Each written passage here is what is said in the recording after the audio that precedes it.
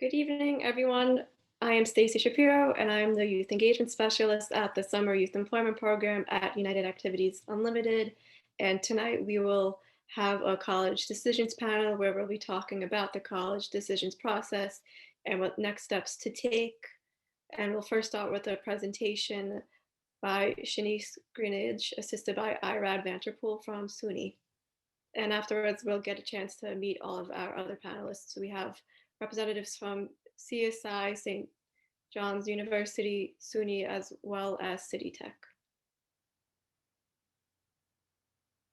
So okay, am I good to start? Yep, thank you. So hopefully everyone can see my screen. So a quick introduction about myself. My name is Shanice Greenidge, and I'm an admissions recruitment advisor at the Suny Welcome Center. At the Suny Welcome Center, we strive to provide information about college to our students, along with their families, about our 64 campuses. Quick overview of Suny. We do have 64 campuses at our schools, and we also have over 4,000 plus majors for students to choose from, ranging from criminal investigation, engineering, liberal arts. There's a lot to choose from when it comes to Suny. So if you're interested in still applying, you can check out the link below, suny.edu/whichsuny. So now I'll do like a general overview of the general application process, and then we'll talk a little bit about where you are now in terms of the college decision. So right now, some of you have already went through preparing the application, filling out and submitting the application, submitting supplemental applications and supporting documents, filling out the FAFSA application, as well as now you're possibly waiting for your acceptance letters and waiting to choose which college you will be attending in the fall. So today we're going to be talking a little bit about steps 4, 5, and 6. So with college decision letters, there are 4 types of letters you can receive. You can receive a college acceptance letter, a rejection letter, a deferral letter, or a waitlist letter. The first I'll touch on is a college acceptance letter. So a college acceptance letter is given out to students who may have been admitted to a school and offered a place in the upcoming class. So acceptance letters are normally sent out continually, depending on the type of admissions plan you may have applied with. Some students mostly receive them within March and April. So if you are admitted for college, most of the time the tuition deposit will be due by May 1st, which is the National Deposit Day. However, because of the pandemic, some schools have extended the deadline to June 1st. So definitely make sure when you're getting your acceptance letters, you make sure you know when your tuition deposit is needed. So the second is a rejection letter, but I think everyone knows what a rejection letter includes. Most times that's the campus telling you you may have not gotten in. So I'll move on to the deferral letter. The deferral letter is for students who may have been deferred by that specific college. So with this is when colleges have completed reviewing your file, but they are deferring your decision to a later date. And this can happen because of an array of things. Sometimes you may have applied under early action or early decision, and they may want to push back your decision to regular admissions. Or sometimes a campus rep may need more information to make a final decision on your application. So how should you respond? Many times students should send out their mid-senior year grades, or if you have taken tests, I know some schools have gone test optional, but if you have taken tests and you got in better grades, you can also send that in as well. If you have gotten a deferral letter, I would advise you to also start looking at other schools that you may have received acceptance letters from, just in case when they review your application, you get denied. And the last type of acceptance letter is a waitlist letter. So unlike a deferral letter, a waitlist letter is when the college reps have officially gone over your application, they've reviewed everything that needed to be reviewed, and they have made a decision putting you on the wait list. So no new information doesn't normally change that waitlist decision.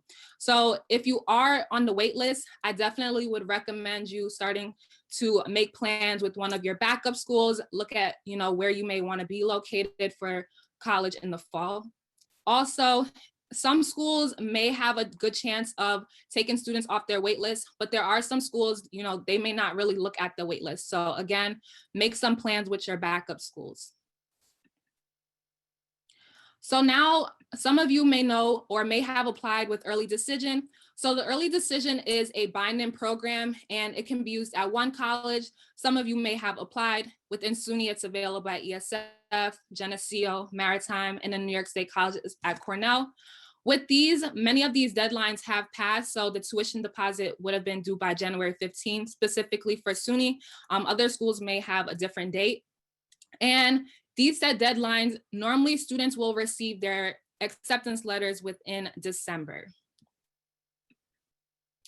As for early action, some of you may know, is a non-binding program and it can be used at multiple colleges. So within Suny, it's available at Albany, Binghamton, University at Buffalo, New York State Colleges of Ceramics, Cortland, New Paltz, Old Westbury, Oneonta, Oswego, Purchase, and Suny Polytechnic. If you are applying for early action to other schools, most of those deadlines have passed already again in early November, and you should have possibly received college acceptance letters, waitlist, deferrals within mid-December. And normally, if you are admitted through these early action, your tuition deposit will be due by May 1st. Again, some colleges have extended the deadline to June 1st. So what are some next steps after you receive your acceptance letter or deferral letter or waitlist? So a reminder, if you haven't already, make sure that you have filled out the FAFSA application. FAFSA stands for the Free Application for Student Aid. So make sure you fill that out if you haven't already. Specifically to Suny, you can see the price of what it costs for a bachelor's and associate's degree. And you wanna make sure when you're looking at some of the financial packages that you receive, that you can afford that specific campus. So some of the things you should also be applying for is TAP if you are a New York State resident. You can start to research the Excelsior Scholarship. If you are undocumented, you can see if you are eligible under the New York State DREAM Act for student aid, as well as you should be applying to scholarships offered by some of these schools. So make sure you are doing your research on their websites. Specifically for Suny, you can use suny.edu/scholarships. There are other scholarship websites out there, such as like fastweb.com, bigfuture.org, that you can also use to research some scholarships. And also during this time, make sure that you're looking out for some of these financial aid award letters that you will be getting in addition to some of the college acceptance letters. When you receive your financial award letters, make sure that you're comparing the different letters that you're receiving for schools. You want to make sure that you're able to afford some of the schools that you may, be thinking about. You may be thinking about enrolling in terms of the fall. So once you pick a specific school, you'll be able to accept both the admissions and the financial aid at the college of your choice. Many times, students, your tuition deposit is your acceptance, or you can also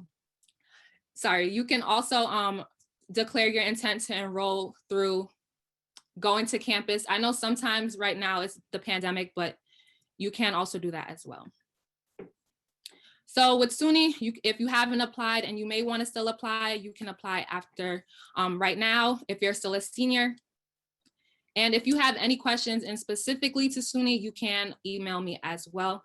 But I hope you guys found some helpful information on terms of the college decision process. Great, thank you so much, Shanice, for that really great overall presentation and overview of the college decisions process. I have like a set of questions that I'd like to ask our panelists, but if you do have any questions from any of our audience members, please feel free to type those in the chat and we will make sure that they are answered and attended to. So I'd like to first talk a little bit about, again, the time frame for acceptances for each of your institutions. I know Shanice already spoke to the timeline for Suny. I'd like to give a chance to all of our other panelists to speak on their respective schools' timelines and if there's any differences or any sort of discrepancies there. So I would like to first give a chance to Joyce to speak. And of course, make sure you're more than free to introduce yourself as well Yes. too. Hi, my name is Joyce Adorno. I'm an admissions advisor at the College of Staten Island. So the College of Staten Island is part of the City University of New York, and the application is online. The priority deadline was February 1st, but we are still accepting applications. Last year, we accepted applications up until like 3 days before classes started, especially that enrollment was down a little last year, and I think the same thing this year, possibly because of the pandemic. So the earlier you fill out the application, the earlier you'll hear from us. It takes about 6 to 8 weeks to process, and there's a lot of next steps to enrollment. So I advise students, to fill out the application as soon as possible. Great, thank you, Joyce. Chastity, would you like to first introduce yourself and then talk about the time frame for CityTech? Sure. Hi, I'm Chastity. I'm from New York City College of Technology, more commonly referred to as CityTech. It's just less to say all the time. And we are the largest public technical college in the Northeast. We are a comprehensive senior college, which means we have associate and bachelor's degrees. In addition to liberal arts and science majors, we have professional and technical majors as well. And similar to what Joyce was saying, because we're also part of the Cuny system, with enrollment not being what it normally is, we've been making allowances, a lot of allowances, mostly because yes, we want to get people in the seats, but we have to help students out because there's a lot of different things going on in people's lives, and they're just not necessarily able to meet those priority deadlines. And again, as Cuny's same priority deadline for the fall, February 1st. But we're actually continuing to process well beyond that. And again, similar to CSI, we were processing the same week of classes beginning. And in a couple of extreme circumstances on the day of classes starting, maybe there was a holdup with the application and we're doing our best. All the team is pitching in because again, we want to help the students out as much as possible. So normally we probably would have stopped about the latest 2-3 weeks beforehand, because we have to, if they have any college now credits, any kind of college credits, you have to, or AP exams and things, those have to be evaluated. They have to be put on the student's record.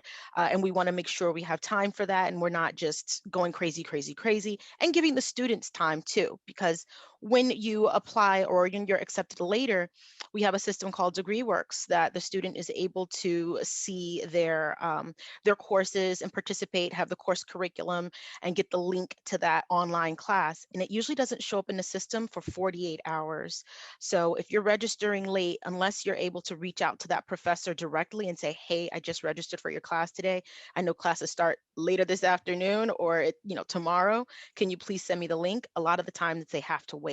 So to avoid that, we do our best. We're pretty much going close to 24/7 that last week. So we're not saying it's going to stay like that. But for this next semester, yes, we'll probably be under that same operation because we just want to make sure we give as many people an opportunity to get in for the semester as possible. So I would honestly say all the way up until the week of classes, let's not hold out that long, because again, you run the risk of starting classes late, maybe not having your link, it's a big rush, it's a lot of stress for the student, but we will continue until then. Oh, yeah, I can totally understand that with like how unprecedented our current times are, to give both students and all of your admissions programs a chance to like sort of sort through all those applications and make sure you fill your class. Joseph, would you like to introduce yourself and also talk about St. John's University and your deadlines and timelines for sending out acceptance and decision letters? Definitely. Hi, everybody. How's it going? My name is Joe Rodriguez. I'm one of the admissions counselors at our Staten Island campus for St. John's University. Also, you probably know that we have our campus also in Queens and Manhattan. So this is a really good question. We're definitely having very much similarity to everyone here at the panel. We do have our early decision, early action, regular decision, but what's good, we are rolling admission, and part of that being test optional as well has helped St. John's as well. So just throwing that out there, as now we're test optional. And our timeline now that we're rolling admissions going forward, like just similar to with our panelists, we're going all the way to when we need to enrollment, and pretty much early September we'll go in before add and drop. So this is definitely a good opportunity for all of you to get, even if you haven't made a decision yet, this is a good opportunity for you to start now within our application process and our deadlines as well. At St. John's, what's good about us with our decisions, part of that, we start from the holidays. So we're sending our accepts from the holidays, and we do have our waitlist process.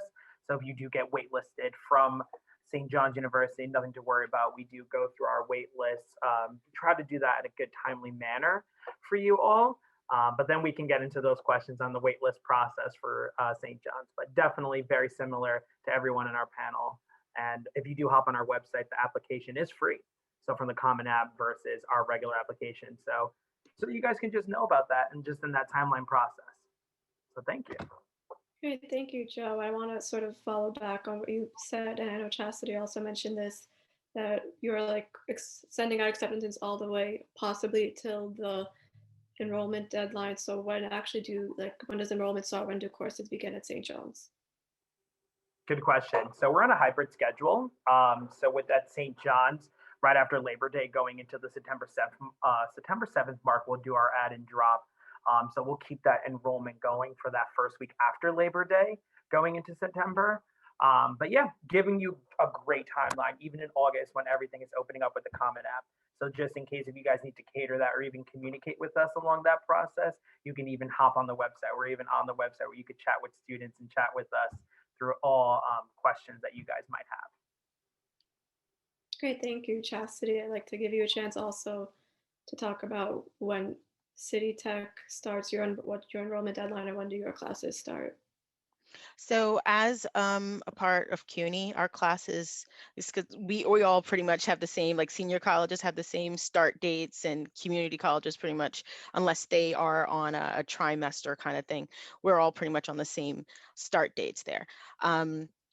For the fall, we begin end of August. I forgot the exact date right now, but it's the last week of August. For the spring, we always begin the last week of January. So you might be thinking, spring, it's cold outside, but you know, that's when it starts. And usually summer classes begin in first week of June. We have 2 summer sessions, normal 2 summer sessions. We would call the third session. Those are classes that actually run throughout the entire summer. And we would call that summer 3, but for the most part, it's a summer 1, summer 2. Summer 1 would start first week of June. Summer 2 would start right after 4th of July or that week. And with regard to when we begin taking applications, it's kind of like this rolling thing. There's the priority deadline. And if your application comes in around that date, let's say you're applying for the fall, so it's February 1st. Within that first 30 days, it's kind of like, okay, you still have, we still know that you are going to have your application processed in time to get an admission decision for that semester, your intended semester. Once we get past 60 days, then it's like, okay, now we start dropping off by about 10%, because although we are doing a rolling admission, it really is dependent on the school that you're applying to and that program, what their admission criteria are, if they still have seats left, which other programs you might have on your application. And if maybe it's after the deadline and it's maybe like 60 days now passed and those seats are filled, they might decide, okay, if you're applying to the same school, the schools may reach out to you and say, hey, I see that you're interested in XYZ, but they're not accepting. If you would you like to defer for the upcoming semester, or did you maybe have another choice? So that can sometimes be what happens. We don't have wait lists. We don't have any wait lists. So it's either you get in or you don't, but with regard to the programs. But if you apply so late that it's actually past the time that they can actually process the application, it's like an automatic rollover. Your application, if you just submit your completed application 2 weeks before classes start, and you're just sending it into Cuny then most likely your application will be rolled over to the next semester. And then you might wonder, hey, wait a minute, I applied for fall 2021. Why am I getting an acceptance letter for spring 22?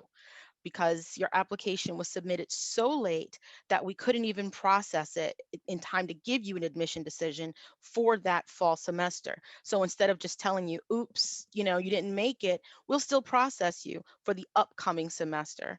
So it's not that you didn't make it, you might not make the deadline for that semester, but your application will be processed. Yeah, great. Thank you for that. I think that's a good thing to know.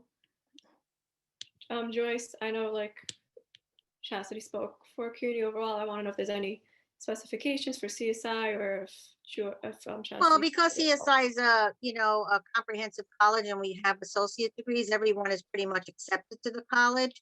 And we are going test blind, so we're not requiring SAT or ACT scores. So we look at other things in order to look at an index. But to get into a bachelor's degree program, an honors program, there are criteria. Classes do start, like she said, for the fall semester at the end of August. I don't have the exact date either. The calendar's not up yet. And then for the spring, the end of January. And students can take winter courses or summer courses as well. But right now, students already are into their spring semester by about 6 weeks already. And then they get a couple of breaks, like they have the spring break coming up. And then in the winter, they have a break as well. What other question did you ask? I don't know if I answered it correctly. No, you caught it. I just want to know if there's any like differences between what Chastity mentioned for Cuny overall, but you covered it all pretty much. Thank you. Irad or Shanice, would any of you like to talk about the enrollment deadline for Suny, or if Suny's accepting applications or possibly sending out decisions all the way until the very beginning of the semester? Hello, hello everyone. My name is Irad Vanterpool. I'm the Assistant Director of the Suny Welcome Center and colleague of Shanice Greenwich. For Suny campus overall, it depends, like most of the campuses are rolling admissions. So, a number of the 4 campuses are rolling admissions.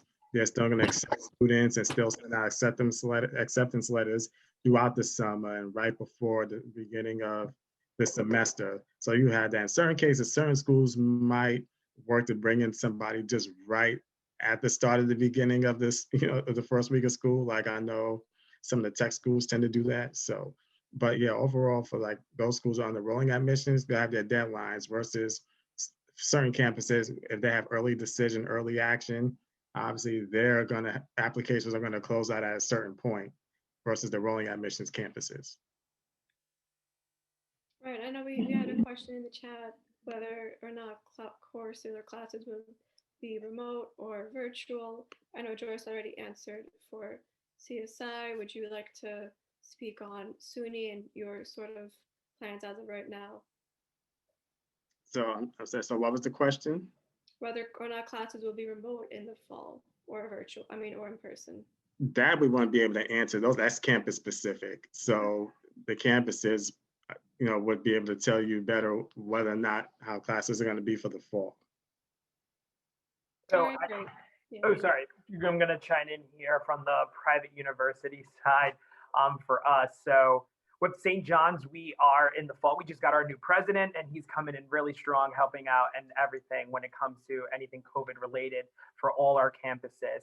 In the fall, we decided to continue with our hybrid schedule where students can take class in person. We are doing a rotation schedule for all 3 campuses. So it's really good that you'll get the hybrid format. We're keeping it safe and COVID safe in all our classes. So it's really good where you'll have that schedule. You can go in and then you can take the next week online, then go back in. All our students are getting tested regular on all our campuses, and it's given to faculty, employees, and our students as well entering on campus. So we're going to continue that going into the fall, and we're staying hopeful with everything and staying strong. And if anything, on the private university side, with our early decisions, we've gone back to our timeline, and our early decisions that we go from is November 15th to December 15th, and our early action is December 1 to January 15th, just to clarify that on the private side. And then of course our rolling admissions. And we do have some programs that do end early, like our pharmacy program seems to be our popular one. It starts, well, to do everything is due by February 1, and then we'll end it. Decisions will be sent out by March 15th. So we're actually finalizing our pharmacy program as well, just to shine in on there. Thank you. Right, great. Thank you, Joe. And I know Chastity just wrote in the chat that Cuny has announced that they are planning to transition back to campus. Their intention is to have mostly in-person or hybrid classes this fall, but they are prepared to continue with the online courses if that is necessary. So thank you everyone for answering that question in the chat. I think that's something that is on a lot of our minds, especially now that we are immersed in such a virtual setting, whether or not that there's an end in sight to that. Going back to questions in terms of like acceptance, if an accepted student is interested in learning more about your college or institution, who can they contact or how can they get in touch with either current students or recent graduates so they can learn a little bit more about that? And I'll give Joe a chance to answer that first for St. John's. Sure. So I love this question because we have multiple platforms for all the students, accepted students, anyone, even parents.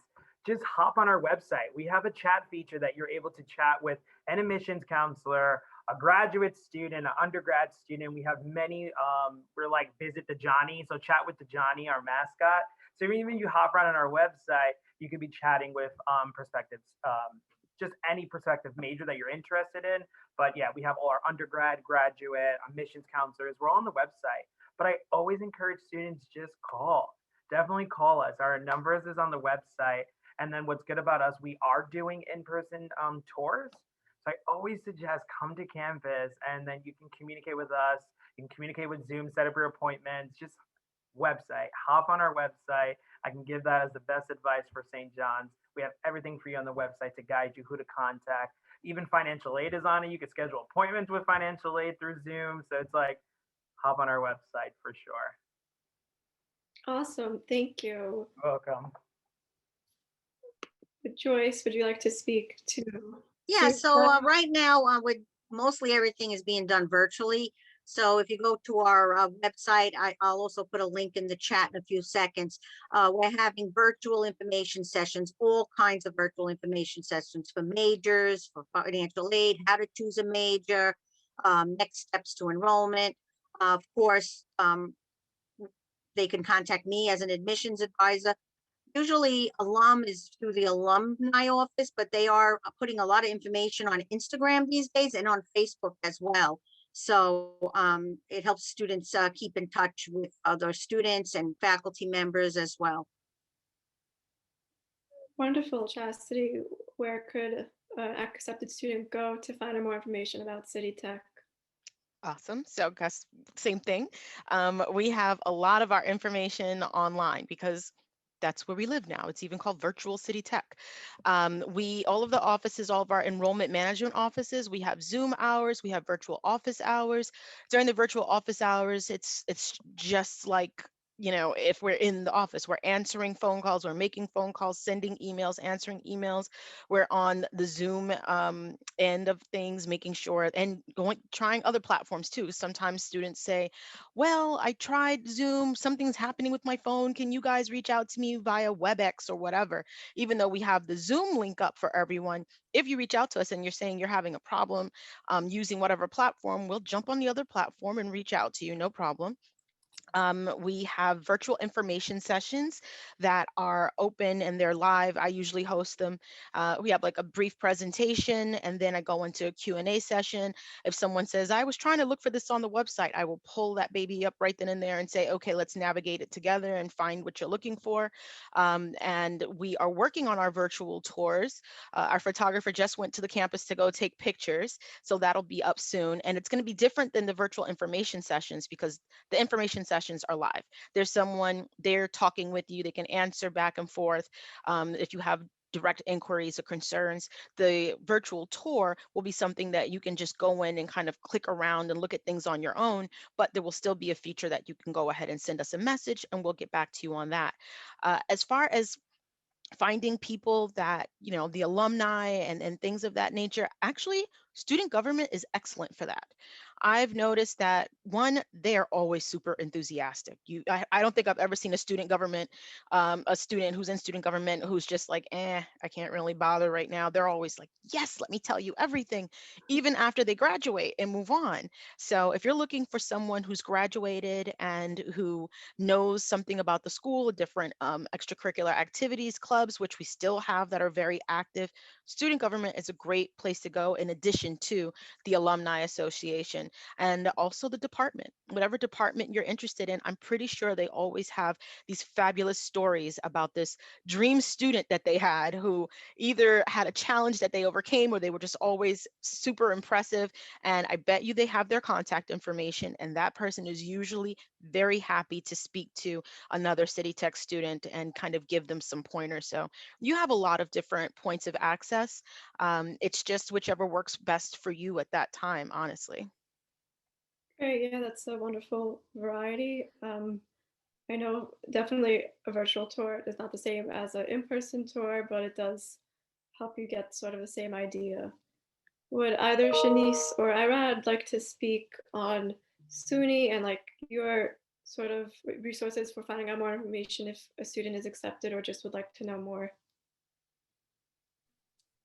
Hi again. So similar to Chastity, we also have virtual tours located online. So again, it's not the same, but I'll also put the link in the description box.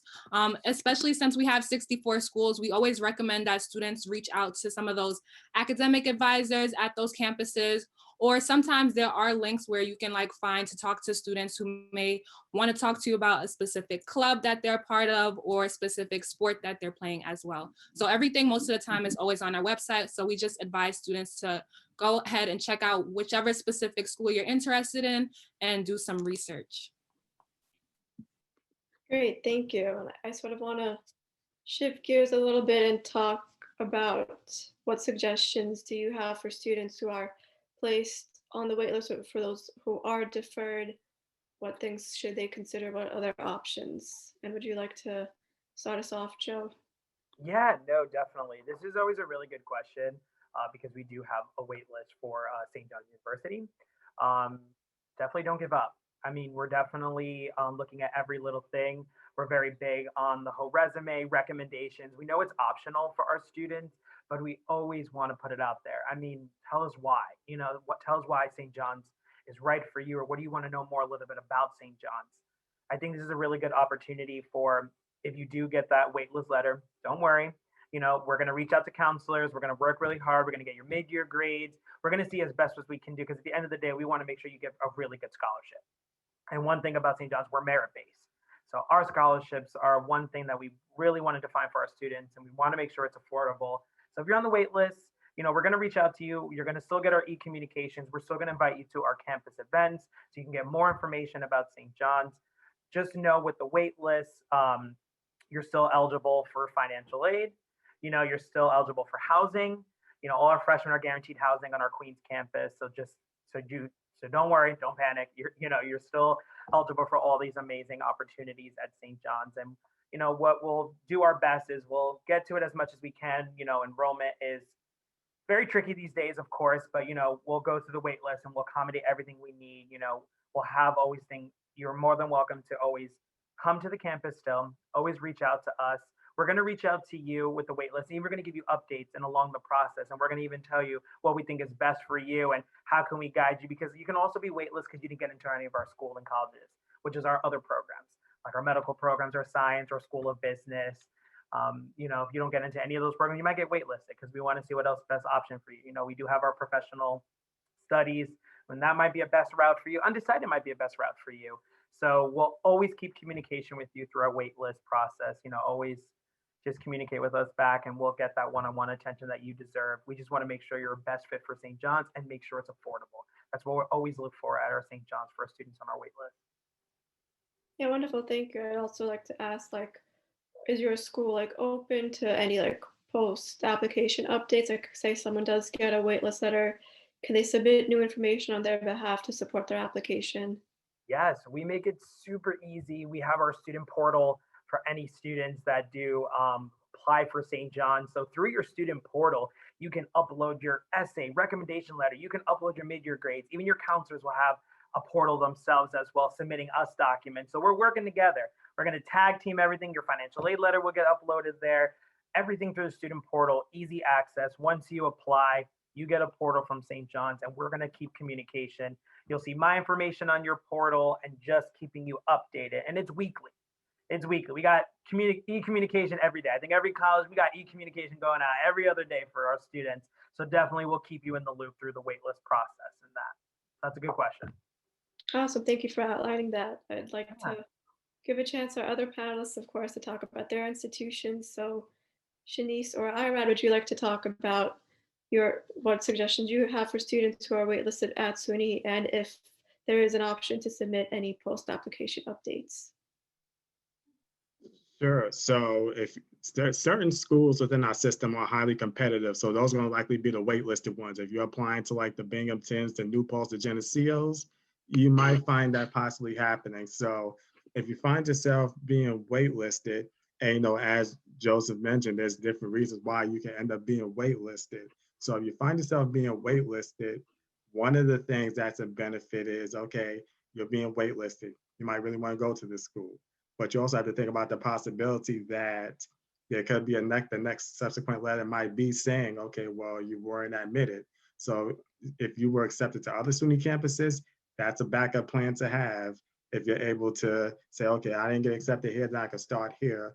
Because we always tell students that if you don't necessarily get into the school that you want to get to, that's like your number one school, there's always still an opportunity to go another route to get to that point where you can actually roll in that school. But it'll just come down to if you're being waitlisted, whatever's the reason for it. So maybe it might have something to do with while you're on the wait list, maybe you are going to have to submit some document, maybe you have to send some mid-year grades or something, whatever is going to be required for you in order to do what you need to do to ensure that once the opportunity comes, if you are accepted, then that's great. But if not, you need to have a backup plan. And like I said, certain schools are competitive, so competitive schools, their programs are more competitive. And if you're applying for programs that are like nursing and vet tech and radiology, different programs like that, those only have a limited amount of seats. So it's possible that your wait list might come down to, by the time you applied, you might have been admissible, but the 40 seats might have already been filled. So you might just have to wait to see if somebody decides to go elsewhere, then maybe that seat opens up. So it's going to depend on where you rank, where you fall on the list. No harm in reaching out to the campuses to find out, okay, so where do I stand? What should I do next? But it's always good to have a backup plan just in case. And of course, yeah, backup is always important. So, but thank you for that outline. Chastity, would you like to speak on CityTech and Sure. your Our no waitlist. Yeah. So we don't have a wait list, but we do have some of the same, I guess you could say, features in that admission system that Irad and Joseph just mentioned. For instance, let's say you are applying to one of the more competitive programs. We have a few, and the most popular are usually our health-related majors, the radiology, dental hygiene, nursing. And again, these are very competitive and they have limited seats. The difference is if you don't get in, you don't get in. But they'll say, okay, well, it might have just been a matter of, it was 1 point. Maybe they filled all the seats at 3.2 and you had a 3.19. So then what? Then you, again, maybe somebody does, for some reason can't attend. Okay, great. But it's not that you're waitlisted. It's you didn't get in this semester. If there's an open seat and you're the next on that list, they'll contact you. If not, they usually tell you, try again the next semester, because those majors, you're accepted first to the college, that we call dual admission programs. So you're first accepted to the college. So you're already in the college. And depending on whether you're a freshman or a transfer, you might either be in one of our associate programs, or health-related associate programs, or you might be undecided or undeclared at that time. And then we would say, okay, well, try again next semester, and you might get in the next semester. For admission overall, let's say you apply to a program that you don't meet the criteria for. Maybe you don't have the GPA, maybe you don't have the other prerequisites, but you might meet that for one of the other associate programs or one of the other bachelor programs. If it's the associate level to that bachelor's program, we would put you in the associate and then reach out to you and say, you've been accepted to this. Your acceptance letter says you've been accepted to this for these reasons. If you would like to reach out to us for an explanation or for information, or if you would like to appeal the decision. So we do our best, because of the no wait list, we do our best to still find you a place there. Now, even though we do have associate programs, we're still a senior college, so we do hold you to senior college standards. And if a student shows that they really would benefit from being at a community college, we would recommend that. We would say, perhaps CityTech right now is not the best fit for you. We recommend going to a community college because they do have supports for academic supports for students that as a senior college, we don't have in certain regards. So we're still looking out for the student. And we're hoping that because you see we actually care and we're not just saying, you're not accepted, keep moving. We want you to come back. We're like, you know what? You go ahead, strengthen up that foundation. And when you are done there, you have a place here. We want you to come back. But in the meantime, it's not going to benefit the student. It's not going to benefit us if they come and they're not prepared. So there are instances where we do recommend they go to a community college. But for the most part, if they don't get into that bachelor's program or a certain associate, we would send them a suggestion, or we would accept them into something similar and let them know why. And then it's up to the student to accept the offer or not. Great, thank you for that really comprehensive overview. Yep. That was very useful information. I appreciate it, and I'm sure a lot of our audience does too. Joyce, would you like to speak on CSI?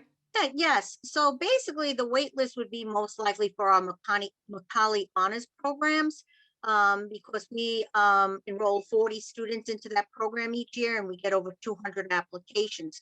So sometimes they will wait list about 20 students because not everyone is going to accept our offer.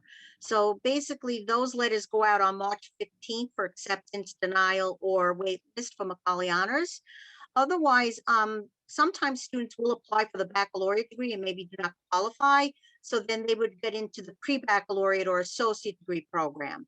And then some students or parents get like, oh no, we want a baccalaureate degree program. So once they're in the college and they're not taking any remedial classes and have at least 12 credits and a 2.0 GPA, they can transition into the baccalaureate degree program after one semester. And there are some majors that you cannot go directly into that program. You have to establish a GPA at the college level and then apply. Like nursing is one of them. They have to take prerequisites classes and then apply after one semester. Right, thank you. Also, while we're sort of on the theme of applications, we do have a question for someone who is applying now. What are the steps to apply? If you, Joyce, could do a quick overview of that in terms of CSI and your application requirements, and then I'll get a chance to let all the panelists speak on your own institutions too. Yeah, so the application for Macaulay honors the deadline was December 1st, so they cannot apply to Macaulay at this point if they're a senior. They still can apply to the Verrazano School. It's an honors program. It's a supplementary application on our website. They can still apply to that. The scholarship deadline is approaching. It's the end of February. So if they think they qualify for a scholarship at CSI, they can fill that out. And then the application is pretty much ongoing. It's like a rolling admission, so they can still fill out the application. It's a $65 fee to apply. Some students do get vouchers from their schools through Cuny, so some students will not have to pay for that. And what was the next question? I'm sorry, I missed it. No problem. More of like in terms of like the actual steps of applying, like what things.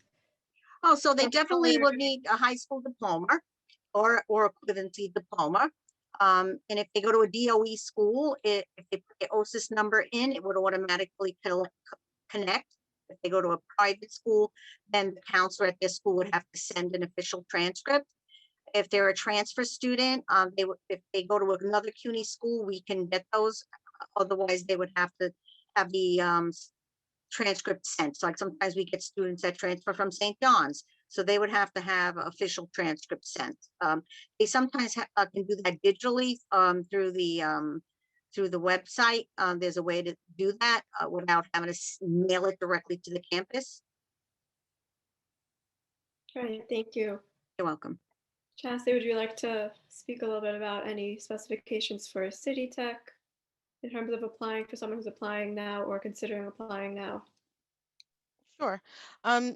In general, it's pretty much the same thing. Yes, CUNY itself is not accepting SAT or ACT scores, so that's like across the board right now. We're still looking at Regent scores if you have them. If not, we're using the CUNY Proficiency Index, and the CUNY Proficiency Index is just they feed your high school scores for your classes and your exams into this algorithm created by CUNY that lets them know whether or not you have at least a 70% likelihood of getting a C or better in the college first level English or math. And if it comes back that yes, then great. You go into your first level college, English college 1 or math, first level math for your major. If not, then you would go into something called a developmental course, because we don't do assessment exams anymore, CUNY across the board, and we don't really have true remedials. We have co-requisite courses, so we call them developmentals. So you'll go into a regular math or English, but you have an extra session, which is kind of like a lab or a workshop that gives you support with that coursework. So it's a developmental course. And then you would be required to pass that in order to continue on with the college level studies. But as far as the application process itself, same thing. You need your high school diploma or your high school equivalency degree. You are going to, if you have less than 26 college credits or 24 college credits, sorry, you're a freshman, you need the official transcript with your name on it. You can have that sent electronically. Every once in a while, we go to the campus like once a week to pick up the mail and scan that in. So if you do send it, it's going to be a little bit delayed, but we'll still get to it. And as far as transcripts are concerned, you need transcripts for all your coursework, even if you're in high school and you said, well, I was in high school and I took these college credits. They're college credits, so we need a transcript for that. But if you attended a CUNY school for those college credits, then we can generate the CUNY transcript. You just have to let us know about it on your application and we can get that. You don't need to worry about getting an official. But if it's outside of the CUNY system, then you will need to get an official document sent to us either electronically or the snail mail way. And unfortunately, to have to deal with those delays. If you Right. have any AP exams, then you say, hey, wait a minute, I got a 3 or better on this English. Do I really need to take English again? Well, if you get us that transcript from the College Board, then no, we can exempt you from College 1 or you can go straight into College 2, but we're gonna need that document. So if you have any AP exams that you want us to look at, you just need to get that to us as well. And other than that, as far as documents to provide for the applications process, no, unless you've had like a name change. Maybe you changed your name when you became a citizen, or maybe people get married real young, or maybe you just didn't like the name that your mom gave you and you changed your name. If that's the case, wonderful. But we need a name change document. You just can't say, hey, my name is Elizabeth now because I didn't like Mary. You have to provide a document showing us that Mary has now become Elizabeth. But other than that, are good. Immunization, you don't need to provide to be accepted. And normally you would need to provide it to attend classes, but because we are in this interesting virtual situation, it's not preventing you from attending classes now, because you're attending classes in your living room, in your bedroom, in your kitchen. You're not really running around giving anybody measles. So that's fine. But once we return to campus, they're going to want that. So other than that, nope, that's CUNY. Great, thank you. And true point on vaccination. And also, like, I mean, yeah, like you mentioned, documentation is also very important. Shanice or Ira, would you like to talk quickly a little bit about some of the like admissions requirements or like admission documents for SUNY if someone is applying or considering applying now? Yeah, so if you are applying to SUNY, you can apply on suny.edu/apply SUNY. With that application, you can apply up to almost all of our SUNY campuses using one application. Some students also may apply using the common application. We don't necessarily have a preference, definitely just use the application that works best for you. Also, because of our application, we want to make sure that students know that some of the programs are limited spots. So if you are applying like starting now, just be mindful that some of these programs, again, like nursing or engineering, they do have limited spots. So definitely would advise you to apply earlier than later. I don't know if you have anything to add, Ira, about SUNY. I think you pretty much, hold on. Yeah, no, I think you pretty much hit the nail on the head. When you're applying to certain programs, just keep that in mind. As you said, health sciences, and like I mentioned, any of those campuses that's more competitive, you want to watch out for their programs. But yes, either application, whether you use the SUNY app or the Common app, either one is fine, because whichever one you use, our campuses are still going to receive that application. And also, I guess another thing I would add too is, like, if you're applying, also make sure you take that initiative of doing some exploration of the areas you're applying to, because you don't want to just apply to campuses. We know we have a bunch of campuses, but if you're in that, because you know you're now a senior and like, okay, I got to find a college, and then you just start just picking any school, you don't want to get shocked when you're like, wait, why did I pick Herkimer? And so you don't want to get shocked because you're not used to certain settings, different things like that. So researching, not just the campuses, but the areas as well, because you might have a preference. You might be okay with suburban, but not okay with rural, versus urban. So those are things to keep in mind as well. One other thing that is the documents. So at SUNY, campuses are looking at your GPA, your high school transcript. They're also looking at your recommendations from your teachers or counselor, as well as the personal essay you're going to submit with the application. So those are some. Great, thank you for those additional thoughts.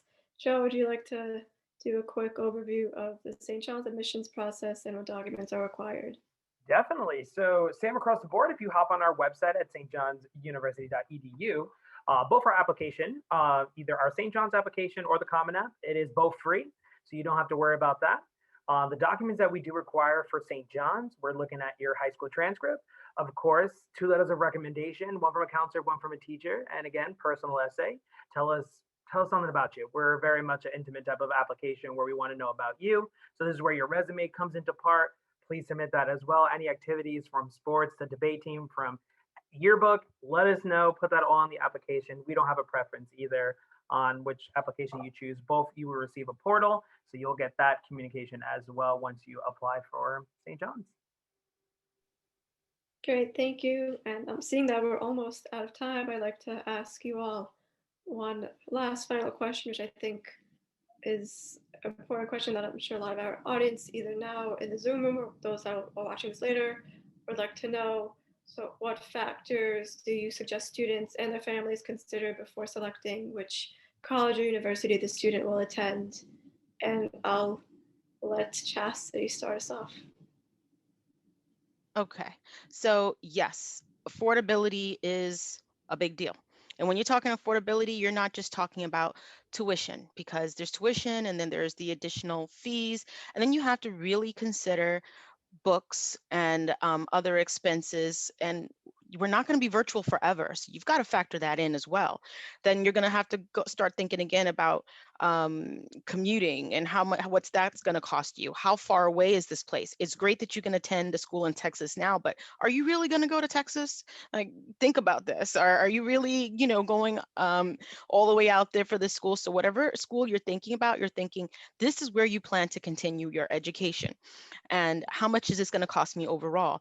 And people right now, yeah, you're taking, classes in your pajamas, but you're going to have to actually wear clothes when you go to school. So you're going to have to factor in cost of laundry and buying clothes and things like that. So it's not just tuition, it's everything that's included, and making sure you get from your home to the class and having everything you need to be successful in that class, whether it's just paper and pen or making sure you have a warm coat because it's going to be, fall before you know it.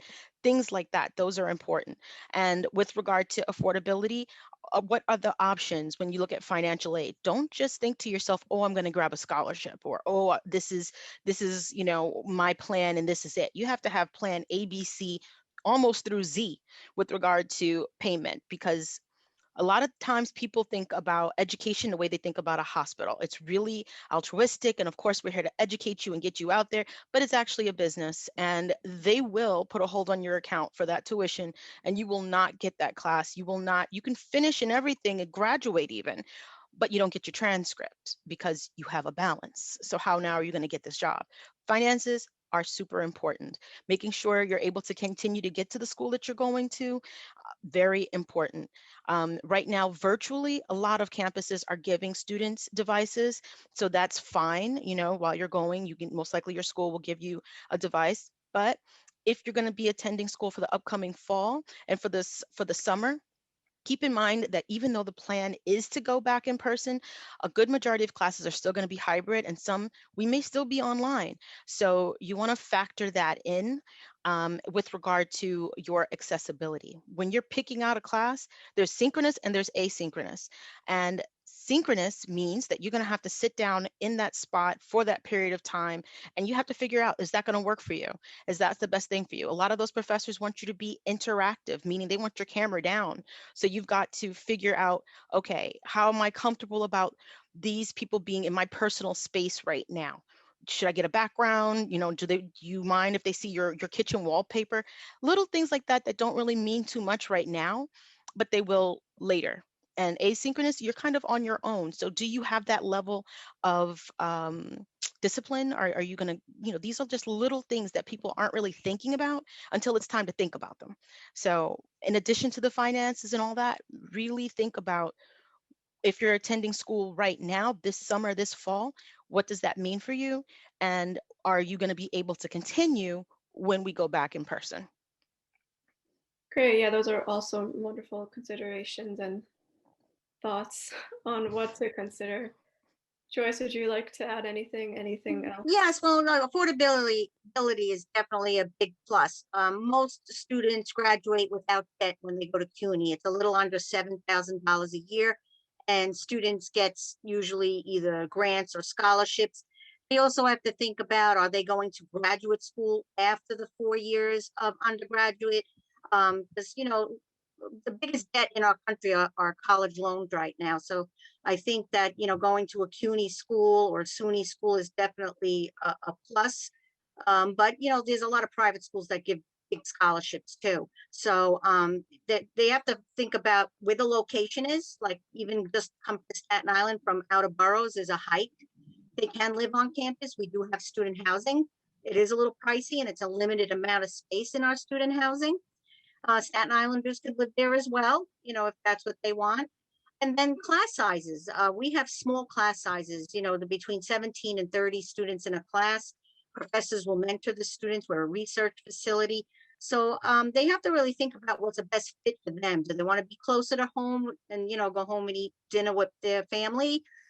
Or do they want to be away and, have to be far from their family, those are things that they really should consider the best fit for them, not because their friend is going to that school or, somebody they knew went to that school. You have to figure out what's best for them.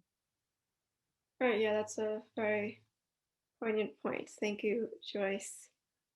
And I know that, Joe, you mentioned that they're like that St. John's does a lot. So like they do a lot of effort. They have a lot, I should say, you take a lot of time and effort into helping the students that apply in terms of getting accepted into the program that best suits them. So what considerations do you have? What suggestions do you have? Yeah, definitely. I think what we want to suggest and what my best advice is to find a college that best fits you. I think affordability, oh yeah, that's definitely number one, but also a college that can fit you, a program that can fit you, a college that can help you succeed throughout your 4 years there. And I think what St. John takes into par with all our campuses, for example, Staten Island, our merit-based scholarship goes from $6,000 all the way to $17,000, right? And then we have multiple scholarships. We're even giving scholarships to students that if you attend our event, you're going to get an engagement grant. If you want to live in our residence hall, we're going to give you a resident grant. We're giving all our students as possible grants to make everything super affordable. Even Queens giving $10,000 all the way to $32,000 in a merit-based scholarship, right? And even Queens tuition $43,000, and being for Staten Island being super affordable, being for $33,000. And all those merit-based scholarships can consider that in a big factor. And of course, on top of grants and on top of opportunities and scholarships. So yeah, my advice would to find is what best fits you. And of course, with affordability, we're going to be working with you. Not only, okay, that merit-based, perfect. Here's this scholarship, here's this, and here's that. So I think just that accommodating with what can best fit you and options. It could be financially, it could be the program itself. St. John's is looking for both options for you as a student. Wonderful. Thank you for those great points. Okay. And Shanice or Irad, if you would like to share your suggestions or recommendations for students and what they should look for when choosing the right college for them. I would say all the panelists gave some great ideas, especially in regards to affordability and location. I would also advise you to make sure that the schools have great academic support. You want to make sure that during your 4 years at college, you feel fully supported no matter which program you may decide to study at college. So I would say that's really, really important. You want to make sure you have a certain point person that you can reach out to help you with any questions that you have. You want to make sure that the professors there are willing to work with you, whether it's through office hours or you can email them on the side. That's really, really important. Great, thank you. Ira, would you like to add anything? Sure. Everything everyone has said is very important. All those things factor. I guess another thing you also can think about too is, when we just mentioned like locations, distance, different things like that, it just comes down to preferences. Someone had mentioned, and which I totally agree with, campus sizes. That's going to be very big. If you're somebody that can't function in big spaces, they might find something that's small. And so you want to definitely make sure you take a look at that, because you might like a school because it's that big prestigious name. But typically big prestigious schools usually have large numbers of students on the campuses, right? So we have to, admit that. So you may have to think about that. It's like, I really like the school with this big name, but if it's too many students for you, the classroom will be too big, because, being in a classroom with 200 students is vastly different from being in a classroom of 20 students. So if the 20 student classroom is the better fit for you, those are different things you need to consider. I'm not saying now throw away your whole idea of throwing away your dream school. I'm not saying that, but you just need to think about when you're doing the whole research part of it, and just find out those different factors. That's going to be very important to you. Right, yeah, so true. Thank you all so much. Like you mentioned, affordability, location, class size, even programs offered, and academic support. Those are all such important considerations that students and their families should be looking into when it comes to choosing the right college to go to.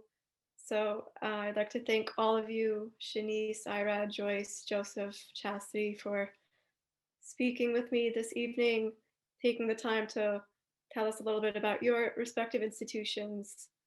And thank you for the presentation as well, Shanice. And thank you to all of our audience members who are watching us either live on Facebook or on Zoom or on YouTube when we post this later. We will make sure to share all of the links and resources that you guys have shared in the chat on our social media pages where we do post this. And I hope you all have a great night.